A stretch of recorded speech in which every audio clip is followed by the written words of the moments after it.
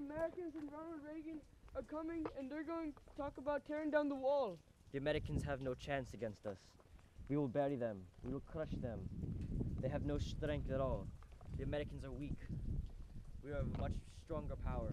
They are done for. They will be buried among all of our powder, and the USSR will stay strong in the East and in the West. The President of the United States, President Ronald Reagan.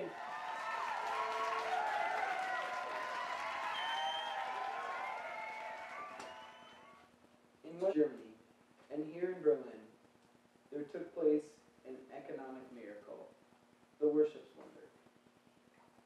Ardiner, Erhard, Reuter, and other leaders understood the practical importance of liberty.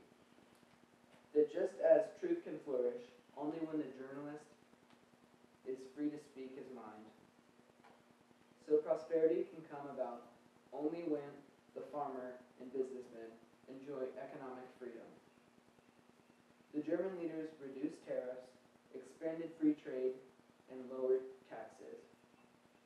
From 1950 to 1960 alone, the standard living in West Germany and Berlin doubled.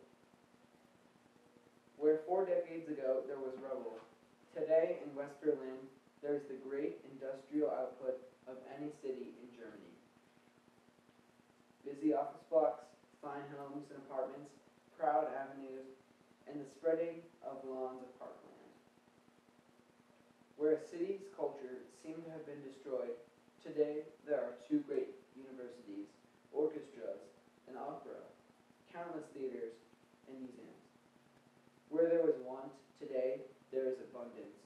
Food, clothing, automobiles, and wonderful goods. From devastation and utter ruin, you Berliners have in freedom rebuilt a city that once again ranks as one of the greatest cities on earth. The Soviets may have had other plans, but my friends, there were a few things the Soviets didn't count on.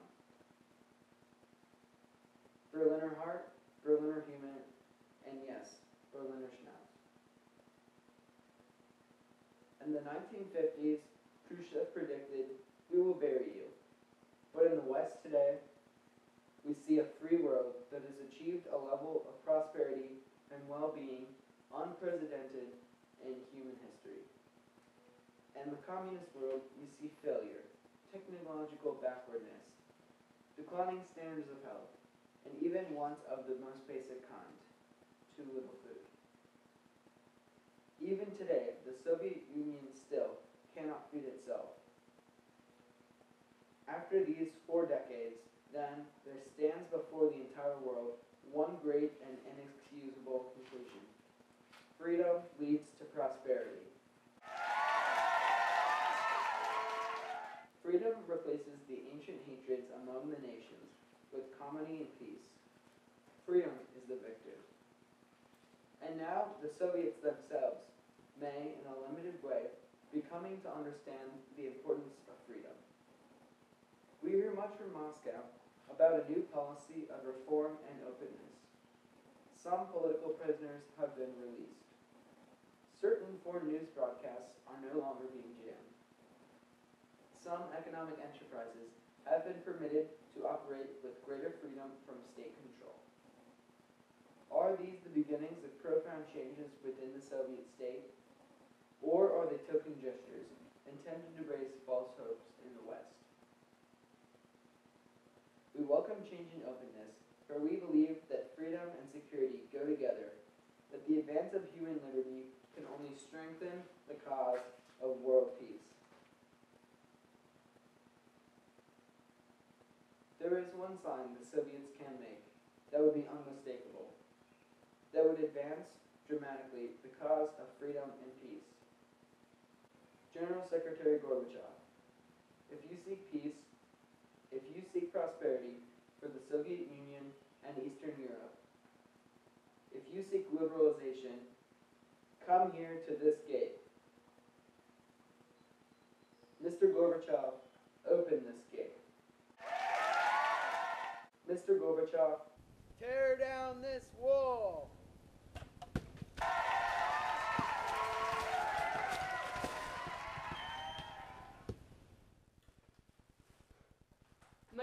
thank you for bringing me here, Mr. Minister. The piece of the wall, maybe you care to say something about it. And I will treasure this. I would like to take the opportunity to share in this fact that the foreign minister brought me this piece of the wall. And with this is thanks from him and the federal chancellor to the American people. And this is a good chance to say, thank you, sir. What happened in Berlin was a combination of the fall of Bastille and a New Year's Eve blowout, a revolution and celebration. The stroke of midnight on November 9th, a date not only Germans would remember, thousands would gather on both sides of the wall, let out a roar, started going through it as well as up and over it. West Berliners poured East Berliners to the top of the barrier, along which in years many East Berliners had been shot while trying to escape. At times, the wall almost disappeared beneath waves of humanity. They tooted trumpets and danced on top. They brought out hammers and chisels and whacked away at the hated symbol of imprisonment, knocking loose chunks of concrete and waving them triumphantly before television cameras. They split out into the streets of West Berlin for a champagne-spraying, horn-honking bash that continued well past dawn into the following day and another day. And as the Daily BZ would headline, Berlin is Berlin again.